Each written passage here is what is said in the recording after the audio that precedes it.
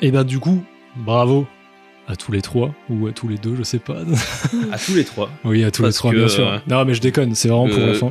Le but du jeu de rôle, c'est pas forcément de survivre, je pense. Mais d'ailleurs, je pense que vu les saisons précédentes, le but du jeu de rôle n'est clairement pas de survivre, parce qu'on a vu plus de cas de mort que de cas de survie, hein, si on doit prendre le total.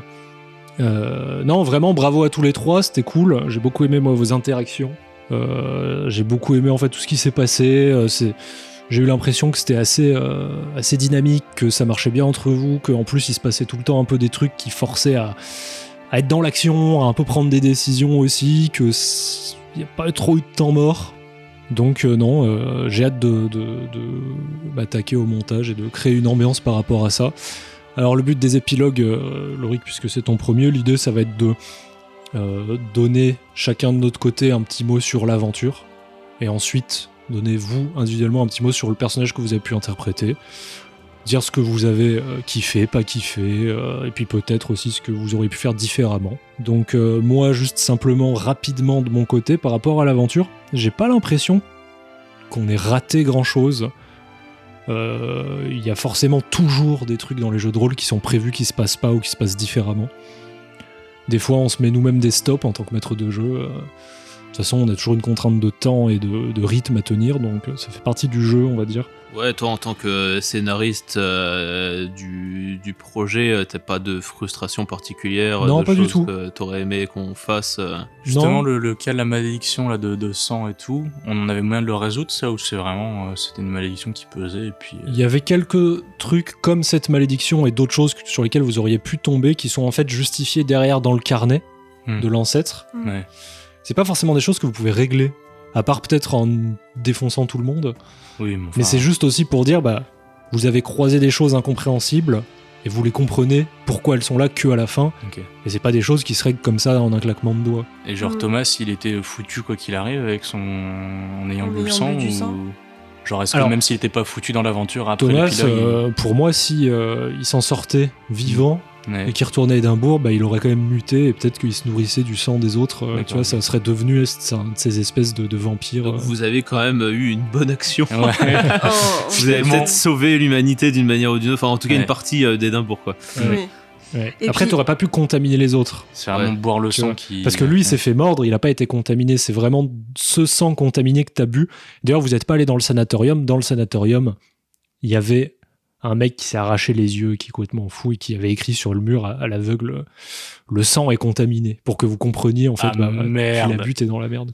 On t'aurait fait moins confiance encore plus vite. Oui, c'est ça. Là, oui. Et du coup, c'est pas mal. Après, d'une certaine manière, oui. Voilà. Et puis oui, moi aussi, je me suis fait mordre, mais... Ouais, toi, c'était quelqu'un d'autre encore, non? Après, peut-être que par contre, t'as le tétanos, tu vois, juste ça, on le sait pas. Parce que le gars, il est mort, c'était pas un... Oui, c'était juste un vieux c'était juste un mort... Oui. Okay. Ah oui, parce vous avez pas lu tout le carnet, mais dedans, il parle aussi, comme je l'ai dit rapidement, de nécromancie, il y a pas mal de choses qui se développent. Okay. Il y avait des trucs dans la forêt que vous auriez pu croiser, etc. Mais en fait, tout ce que vous avez raté, je trouve qu'il y avait pas de manque parce que il se passait tellement de choses déjà, il fallait tellement avancer, etc. que finalement, vous avez quand même croisé pas mal de trucs et confronté pas mal de choses. Oui, on a survécu jusqu'à la fin de l'histoire, ce qui aurait pu ne pas forcément être le cas vu les embûches, quoi. C'est clair. Dès le début, en plus, oui, on aurait pu... échec critique sur échec critique, vous ne passez pas les brigands. Non, mais là, déjà, dès les brigands, ça aurait pu se terminer. Ça puait du cul dès le début. C'était un peu le but de ce jeu de rôle aussi, c'était qu'il y ait cette pression tout le long avec le stress. Et que régulièrement il y ait des trucs d'action. Et du coup, c'est intéressant ça, parce que toi, en tant que maître du jeu, admettons qu'il y ait eu vraiment des échecs critiques et tout dès le départ. T'aurais vraiment assumé de tuer un personnage dès le départ ou pas? Non, parce que j'aurais envie qu'il se passe quand même quelque chose. Après, on crée un jeu ensemble. On crée pas un jeu en 15 minutes, tu vois, ça serait pas intéressant. C'est sûr. Mais du coup, c'est quand même une question importante, parce que du coup, la pression, elle est là sans être vraiment là, du coup. Dans ce cas-là, je pense que je vous aurais handicapé. J'aurais fait en sorte qu'il y ait des conséquences de ces échecs qui vous tiennent peut-être tout le long de l'aventure, qui vous empêchent peut-être d'aller plus loin sur certains trucs. Mais l'idée, c'est quand même que l'aventure, elle se déroule, quoi. Et puis les 3 brigands, c'était pas les mecs les plus affûtés non plus. S'il nous arrive des trucs contre les brigands, c'est vraiment qu'on a merdé, quoi. Mais même contre contre les créatures à la fin, au final, si j'avais fait pop les 6 en même temps sur vous, vous étiez morts. Donc c'était aussi l'idée de les faire arriver un peu les uns après les autres pour que vous ayez une chance de vous défendre. D'ailleurs, ça a failli partir en couille. J'ai l'impression que sur le combat, il y a eu de la tension, donc ça, c'était cool. C'était pas gagné que vous en sortiez. Ouais, bah, vous avez réussi. Là, c'est sûr. À partir du moment où j'ai fait un échec critique, moi, dans ma tête, c'était aïe, c'est finito. Ouais. Mais d'un côté, c'était un échec critique, pas sur une action où tu pouvais mourir, donc c'était pas dramatique, tu vois. Ouais. Bah, en parlant de tension, tout de même, moi, à partir d'un certain moment donné, je me suis dit, il n'y a plus qu'un seul chemin, on va tout droit, c'est sûr, on va mourir là. Au moins, mon personnage, dans ma tête, j'étais sûre, elle allait pas s'en sortir vivante. Parce qu'il y a ce truc, de toute façon, ce personnage-là, Isora, elle est là, elle est déterminée, elle a envie de découvrir et de comprendre et d'aller au bout. Et de toute façon, elle a plus rien à perdre. Mais je me suis dit, de toute façon, là où elle va, c'est finito pour elle. De toute façon, quoi qu'il arrive. Et donc là, le fait qu'on soit 2 à s'en sortir vivant, je suis un peu choquée. Hein. Tant mieux. C'était pas gagné, hein. Il y avait plein de choses qui auraient pu beaucoup plus mal tourner. Et d'ailleurs, mention honorable à Thomas qui a décidé de rejoindre les méchants. Moi, je trouve ça trop bien. Ouais. J'aurais aimé que la confrontation dure plus longtemps à ce niveau-là. Oui, c'est vrai qu'elle a été rapide. Là, et peut-être même que en fait, ce soit lui qui gagne, ça aurait pu être marrant. Moi, c'était logique dans la construction de mon personnage sur des choses que vous saviez pas forcément que j'avais préparées sur mon personnage. Voilà. Après, c'était pas forcément évident pour moi de trouver ma place, honnêtement, à un moment donné de l'histoire, parce que mon but vraiment dans l'histoire, c'était de documenter ce qui se passait. Et j'ai comme senti un refus à un moment donné que je documente le truc. Donc, c'est-à-dire ma présence n'était à un moment donné plus justifiée. Ouais. Du coup, après, j'ai joué pour aller au bout du jeu, mais en pensant à comment je pourrais réagir en tant que personnage par rapport à des situations traumatisantes, parce que clairement, c'est ce qui se passait.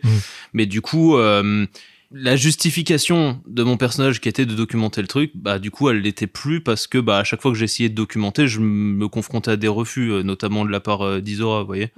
Donc, du coup, c'était un peu qu'est-ce que je fais là Après, ce que j'allais dire, même les situations qui se passaient autour de toi avec ton personnage peureux faisaient que tu pouvais plus même documenter, tu t'enfuyais, quoi. T'étais plus en mode, là, je vais prendre une photo, là, je vais écrire ce qui vient de se passer.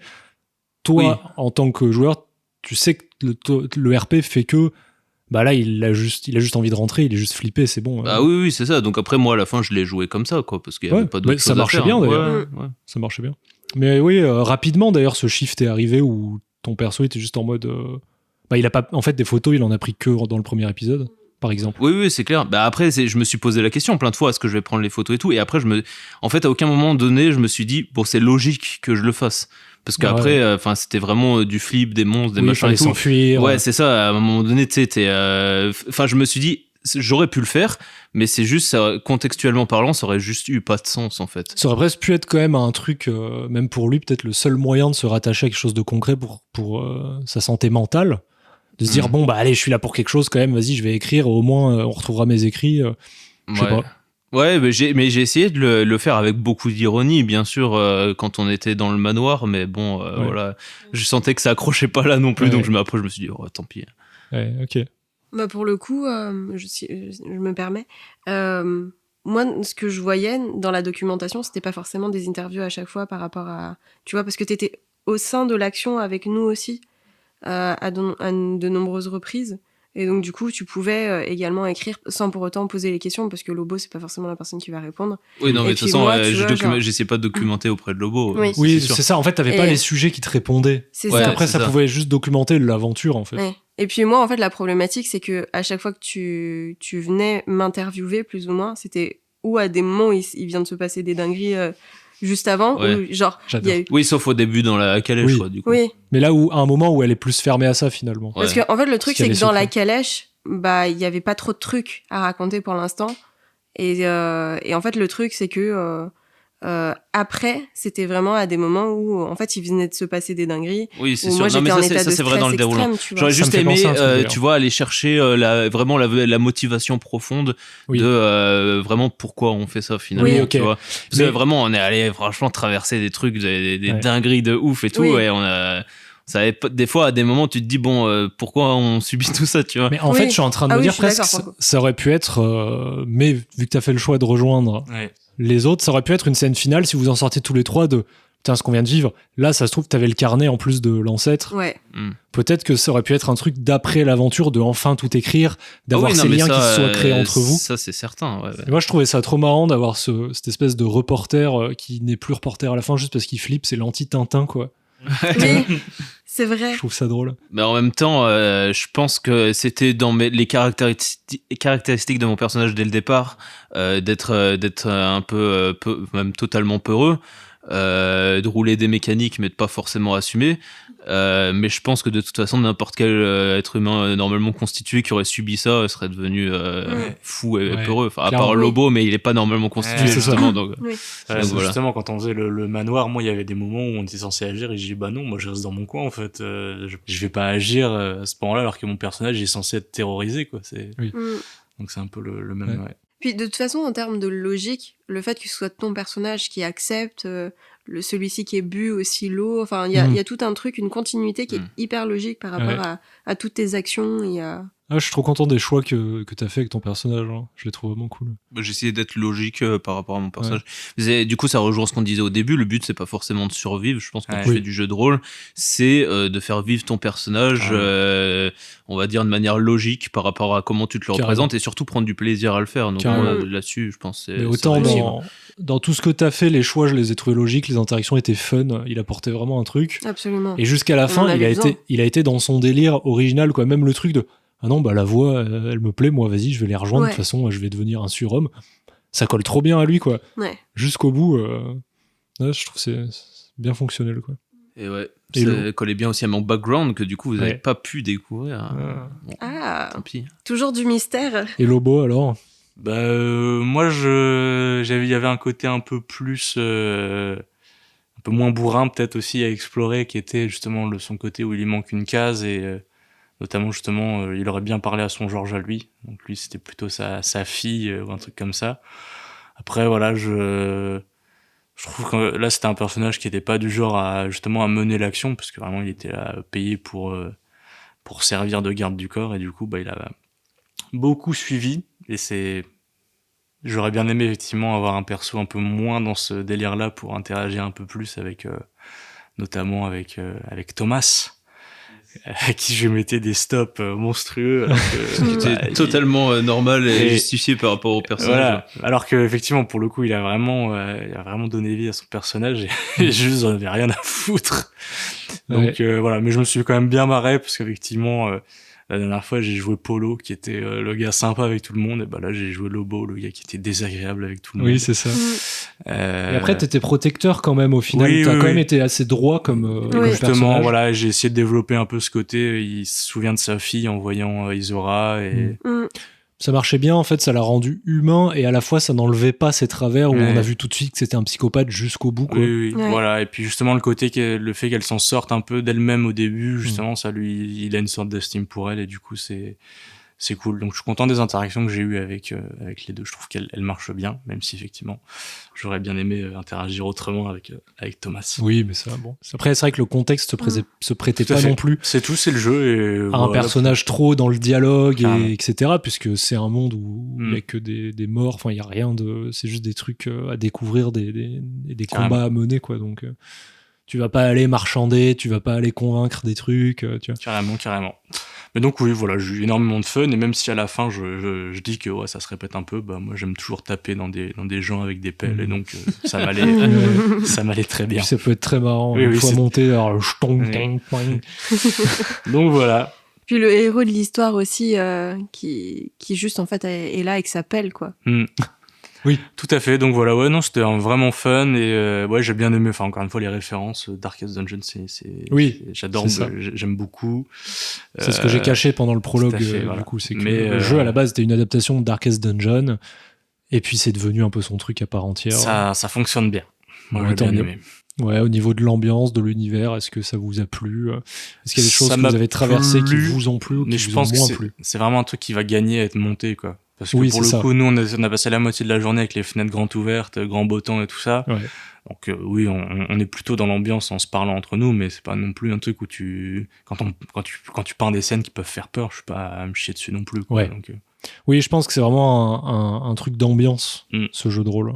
Donc voilà, une très bonne aventure de mon côté. Bah tant mieux, c'est le but.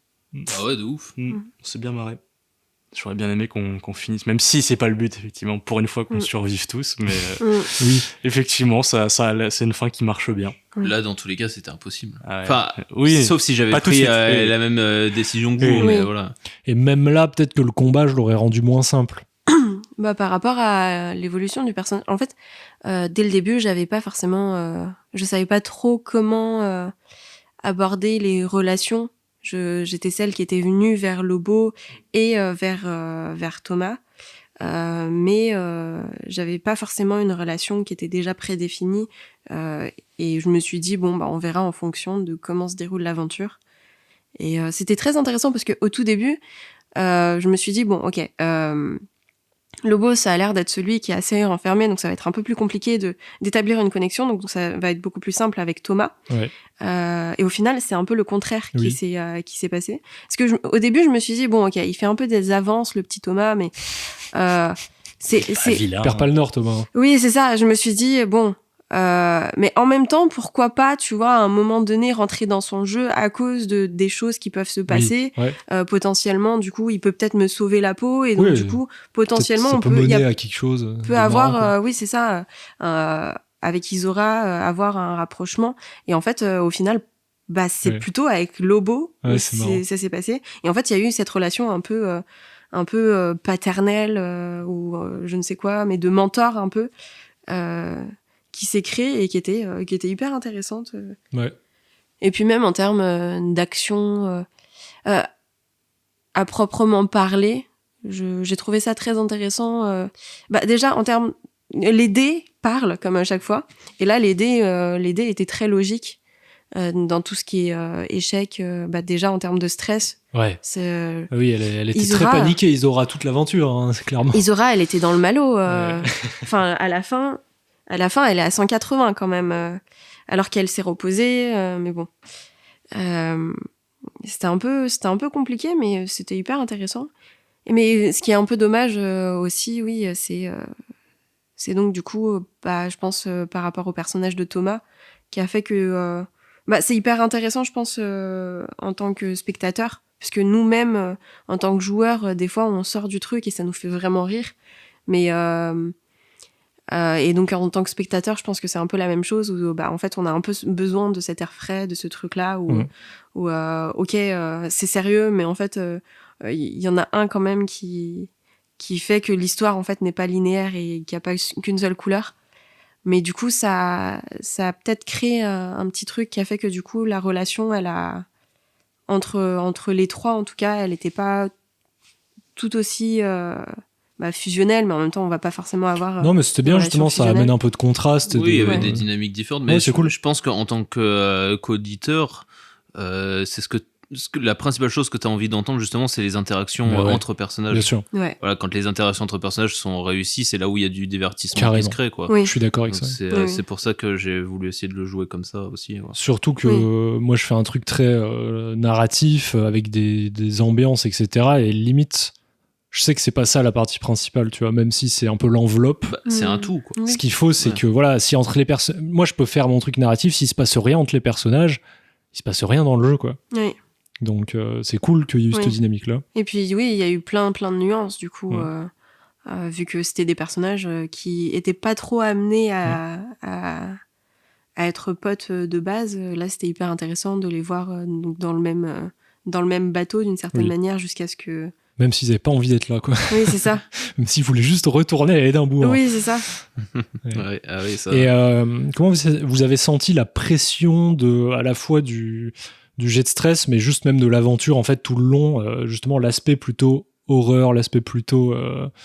à tout moment, vous pouvez vraiment en chier. Est-ce que ça a marché tout le long, ou est-ce que il y avait quand même plutôt ce truc de jeu de rôle, c'est bon, tout va bien jusqu'à ce qu'on ait en contrôle? Moi, c'est à partir d'un certain moment où ça...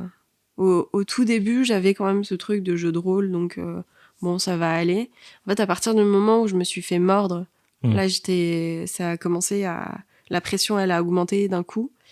C'est aussi pour ça que, en fait, devant le, comment ça s'appelle ? Pas le sanctuaire, ça commence par sanitarium. Le sanitarium. Je me suis dit, en fait, on va ouvrir le truc, on va être malade, c'est finito pour nous. Donc, en fait, j'y suis pas allée. Ouais. Et en fait, c'est au moment de la crypte, en descendant dans la crypte, là, la pression, elle est montée d'un coup. Ouais. Je me suis dit, c'est mort.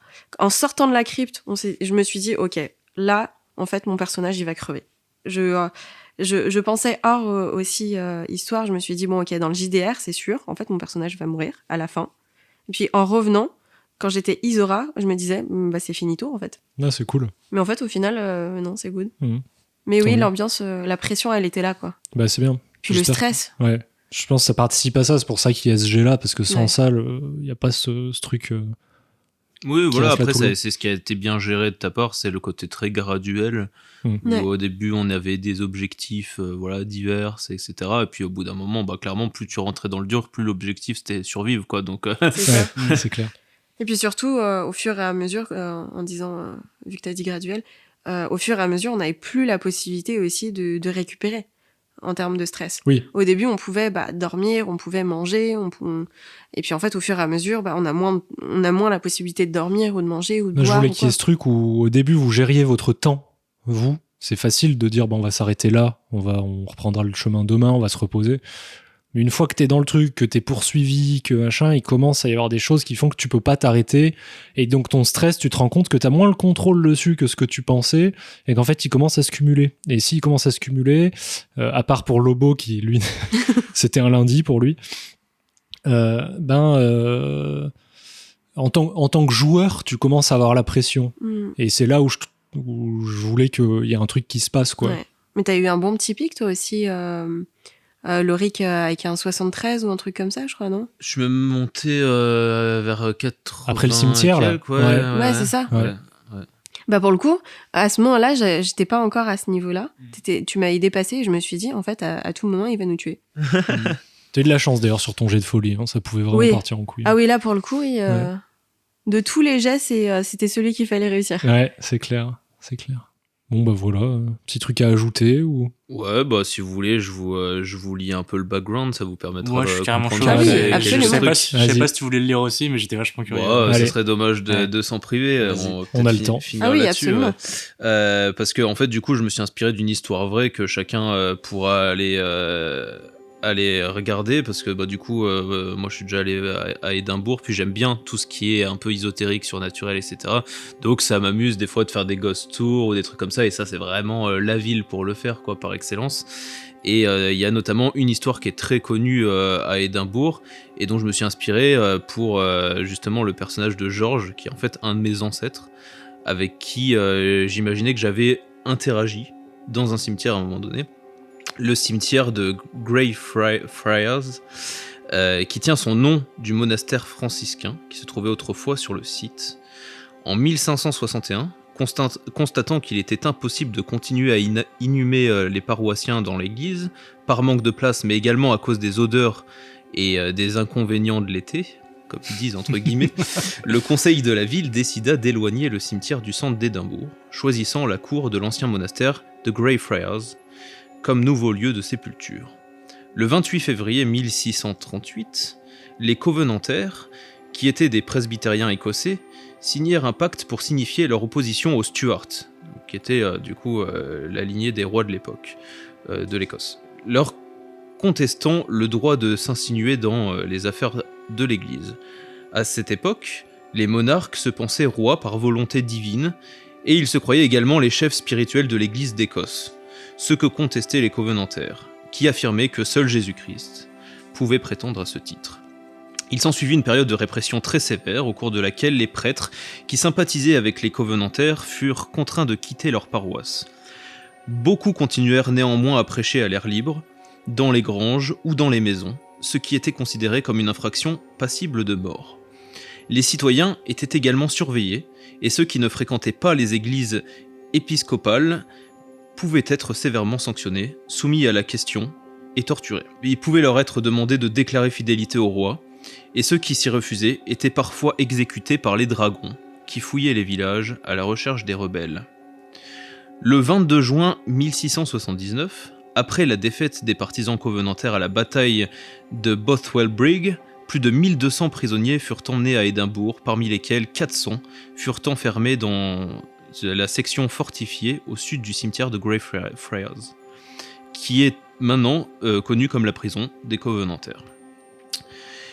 Ils y restèrent durant les 5 mois d'hiver sans véritable abri, survivant grâce à un peu de pain et à l'eau qui leur était distribuée.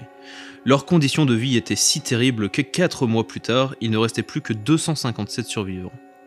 Certains furent déportés à l'étranger pour y servir comme d'esclaves ou pour y être exécutés tout simplement. D'autres furent libérés après avoir signé un serment d'allégeance au roi, et ceux qui étaient morts en prison furent enterrés dans le cimetière, à l'endroit traditionnellement réservé aux criminels. Sir George Mackenzie était le représentant de Charles II en Écosse, et il était responsable de ces persécutions, qui firent 18 000 victimes. Il était un mari et un père aimant, un avocat estimé, un auteur reconnu, mais durant cette période, il se montra si terriblement cruel qu'il fut nommé Mackenzie le Sanglant, en anglais Bloody Mackenzie. La légende rapporte qu'il détestait tellement les covenantaires que rien ne le réjouissait plus que de voir leur corps se balancer au bout d'une corde. En 1691, quand il mourut, George Mackenzie fut inhumé dans un petit mausolée de pierre, non loin de l'endroit où il avait laissé agoniser tant de rebelles. Et depuis, c'est devenu le fantôme le plus connu d'Écosse, enfin le poltergeist, en réalité le plus connu d'Écosse, l'esprit frappeur, et qui a attaqué plus d'une centaine de personnes dans ce cimetière. Dans la vie réelle, c'est totalement documenté, et il y a beaucoup d'articles là-dessus, donc vous irez voir. Mais dans mon esprit, du coup, c'était un ancêtre avec lequel, du coup, Thomas avait déjà interagi, donc il était déjà un peu au fait de choses qui concernaient, du coup, le surnaturel. Très cool. Ouais, je me demandais si c'était pas un lien justement que tu avais quand tu parlais de sang et tout. Je me disais, est-ce qu'il y a-t-il un lien avec le sang des Redmayne ou je ne sais quoi, qu'est-ce qui se passe? Oui. Et du coup, voilà, dans mon esprit, du coup, Thomas était aussi un peu hérité du sang de Bloody Mackenzie, ce qui a un peu justifié voilà, la fin de partie. Après, tu l'as un peu évoqué aussi, le côté surnaturel au début de l'interview, dans la calèche. Et je me suis dit, parce que mon personnage, c'était écrit dans ma fiche que c'était un truc qu'elle avait pas forcément envie d'évoquer et de parler. Mais en fait, vu que t'en as parlé, je me suis dit, bon, il va pas complètement me prendre pour une folle. Donc potentiellement, du coup, un soir où en fait on se serait posé et en fait potentiellement sans le mendiant, on aurait pu on aurait pu évoquer un petit peu tout ce background et tout. Bon, après on l'évoque dans l'épilogue, c'est aussi ce qui est bien. Super intéressant. Oui. Voilà. C'est tout bon pour vous? Moi, c'est tout bon pour moi. Merci beaucoup. Merci. J'espère vraiment que ça vous a plu. Moi, c'était très sympa d'avoir cette ambiance-là. D'avoir préparé ça. Super. Ça me changeait un peu. Moi, j'ai bien aimé cet univers. Lovecraft, j'adore. Donc c'était rigolo d'avoir un peu vos personnalités, vos personnages dans ce truc-là. J'étais très content. Et puis on verra ce que ça donne une fois monté. J'aimerais juste relever un truc. Après, il n'y a pas forcément besoin de le mettre dans l'épilogue. Mais le fait que donc Redmayne, avec le manteau rouge, et le fait que la constante c'était le sang, c'était quand même assez intéressant comme univers. Et puis même avec les images que tu as pu envoyer tout le long pour nous mettre dans l'ambiance, il y avait ce truc très, très noir mais aussi très rouge en même temps.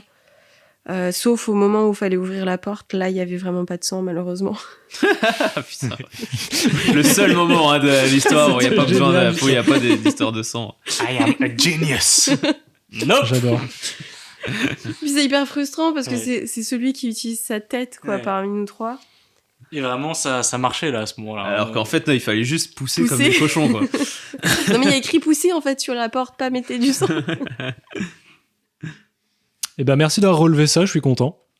Non mais c'était. Parce que j'essaye toujours de mettre des petits détails comme ça qui moi me paraissent logiques, d'avoir un truc qui pour moi crée l'univers, crée l'ambiance en fait. Donc je suis content. Voilà. Oui, non, c'est bien travaillé. Hein, et aussi, beaucoup, il faut relever les lettres laissées par l'ancêtre d'Isora étaient très bien écrites aussi. Donc ça, c'était très aussi, chouette. Oui. Surtout le journal. Bon, après, j'allais pas lire toutes les pages parce que j'avais quand même pas mal de trucs écrits, mais je voulais qu'il y ait cette liberté de, tiens, je feuillette. Si j'ai envie de lire des trucs sur le passé, je peux. Et vraiment, ça explique des choses concrètes, un peu à la plume de ce gars-là. Et puis, si tu veux passer outre et juste, en fait, vivre le truc, tu peux aussi, quoi. Voilà. Bon, merci à vous. Des bisous. Merci, bisous. Merci. Et puis, à la prochaine. Salut.